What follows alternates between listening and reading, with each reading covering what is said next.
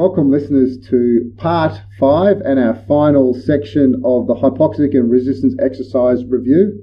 The first 4 episodes have looked into the comparison of BFR and also intermittent hypoxic resistance training and the mechanisms behind it. So today we're just going to look at the differences and really bring this together in a nice conclusion for you all. So while the adaptation of resistance training with both these type of stimuli may be largely mediated by the hypoxic stimulus, it's important to note how these specific methods may differ.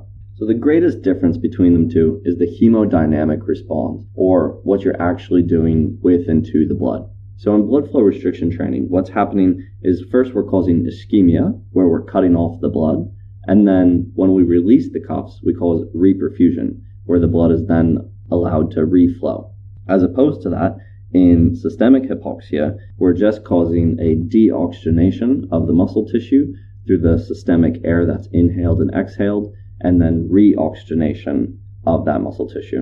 So exercise in hypoxia is known to trigger a compensatory vasodilation to match the increase in oxygen demand at the muscular level. So although mechanical pressure is not applied to the vasculature, like in BFR, this compensatory vasodilation might attenuate the decreased tissue oxygenation, thus reducing the localized hypoxic stimulus in working muscle. Right, so in systemic hypoxia, the muscles are actually getting more perfused rather than less. And therefore, it's the type 2 muscle fibers may be more sensitive to this actual increase in perfusion than the type 1 fibers. So an interesting phenomenon that occurs there is the type 2 fibers become more oxidative, where they're actually consuming more oxygen and essentially functioning more like the fatigue resistance type 1 fibers, because there's just so much more oxygen available to them due to that reperfusion. So also in severe hypoxia, it's been demonstrated to alter the function of the central nervous system, so therefore possibly exists that systemic hypoxia may affect the motor neuron recruitment, although it's yet to be clarified in this type of research. And that's a big difference, I would say, between the systemic hypoxia and blood flow restriction training, because with the systemic hypoxia, everything's becoming deoxygenated. You're inhaling hypoxic air, whereas with the blood flow restriction training, you're only partially occluding the blood flow to the limb.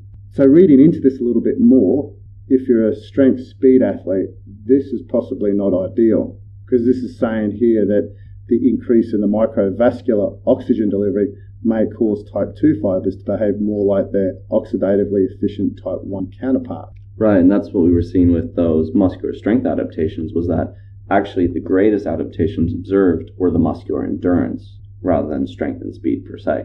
So important, once again, if you're a strength speed athlete, really to, though you're reading the research, is that the stimulus you truly want to get for the changes in the muscle fiber. Right. And what we see with blood flow restriction training is there's much greater deoxygenation, greater muscular swelling, and probably a greater signaling response that has a greater adaptive response on the back of that.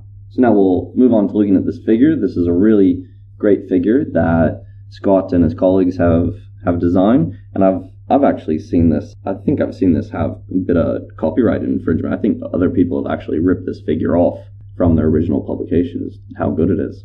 But it lays out a very nice mechanism of how blood flow restriction training results in increases in muscle cross-sectional area and strength compared to how intermittent hypoxic resistance training has similar effects. So in blood flow restriction training, whereas we see the primary mechanism is the decreased blood flow to and from the muscles, the primary mechanism in intermittent hypoxic resistance training is the decreased oxygen concentration in the inspired air.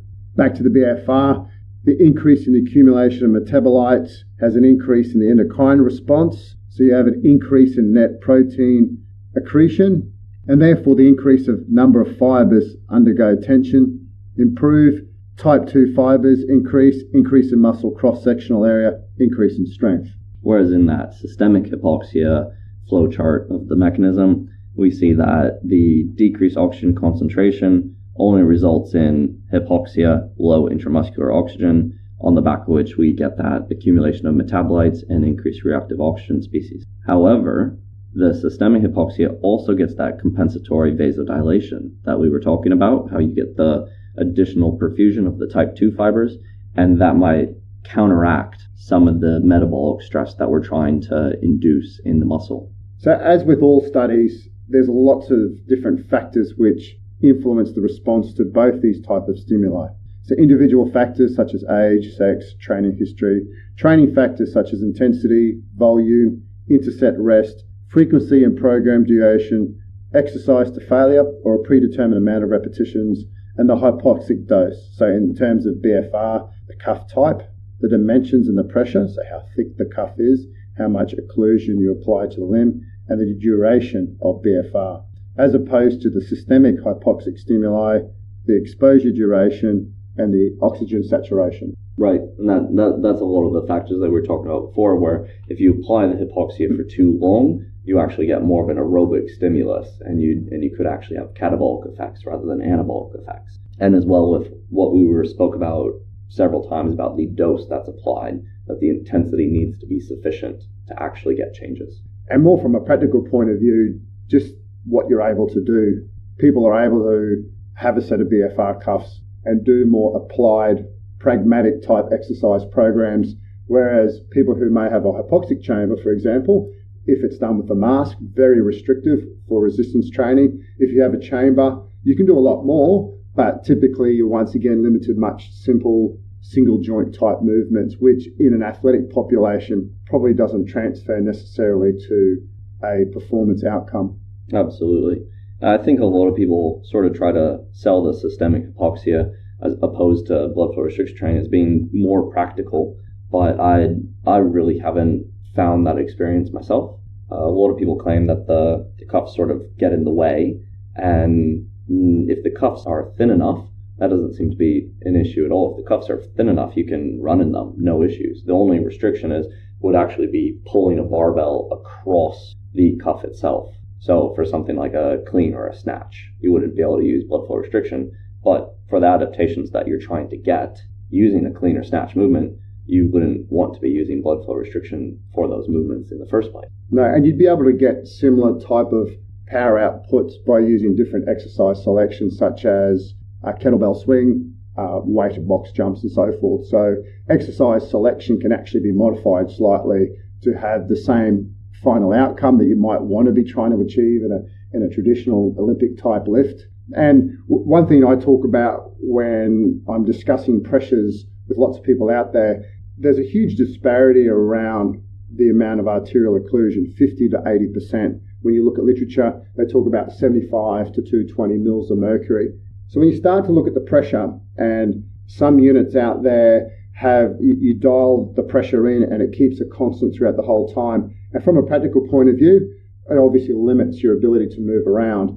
However, when you start to look into the different types of pressure, and all studies seem to show a positive response of some sort, you start to think, well, there needs to be pressure of sort.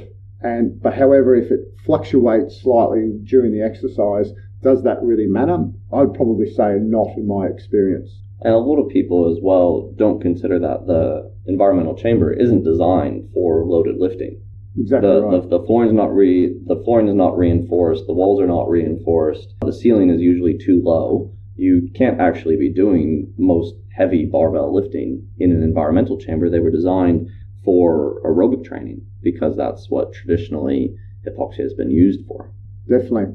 When you actually look at the large number of studies in BFR, it's actually traditionally just low loads, like 20-30% of RM. Only a couple of studies have started to explore performance lifting at 70% plus of RM. So that's a really interesting area of research, I feel, because that's starting to get closer to what we as coaches have to deal with in our normal training environment. Right, and it may be easier to lift heavier loads in systemic hypoxia, but in order to see those adaptations, if we need a 30-second interset rest to be seeing differences between hypoxic lifting versus normoxic lifting, you can't lift heavy on 30 seconds unless you're just doing cluster sets all day. You could do cluster sets. That might work. Might work, but still be pretty tough. Right. Although actually cluster sets within high RM lifting has actually been shown to be quite effective. So rather than doing a set of 6, 2 sets of 3, because you're actually able to maintain velocity across the 6 reps in total, split in half, has actually been shown to be longitudinally be more effective for athletes. So actually, is there something in there for athletes and coaches to look into? Interesting. Thanks for that, Chris. Any other final thoughts on this paper? If you're really interested in this area, it's a great paper as a base understanding. It gives you a great overview, compares the two, has pros and cons, so it's not weighted in one direction to say that it all works. Therefore, it's important to note that there's studies out there that are showing that this type of stimuli hasn't worked. But within that, you need to delve deeper into that paper and say, well, why hasn't it worked? And typically, as the authors have actually stated, it all has to do with the duration, the dose response, and so forth. So you've got to remember when you, as a coach, when you're trying to ask yourself, will this type of stimuli work for my athlete cohort? Sometimes this is an N equals 1. Are you a responder? Are you not a responder? But what it does do, you can then walk away with this information a lot more informed to give you a deeper understanding when you start to see more specific papers in this type of area of research. Thank you everyone for listening. For more information, visit our website at snippitscience.com. That's SNIPPIT science.com. Follow us on Twitter at Snippit Science. We'd love to hear some feedback from you and be able to adapt the podcast to your needs. Tune in next week for more from Snippit Sports Science.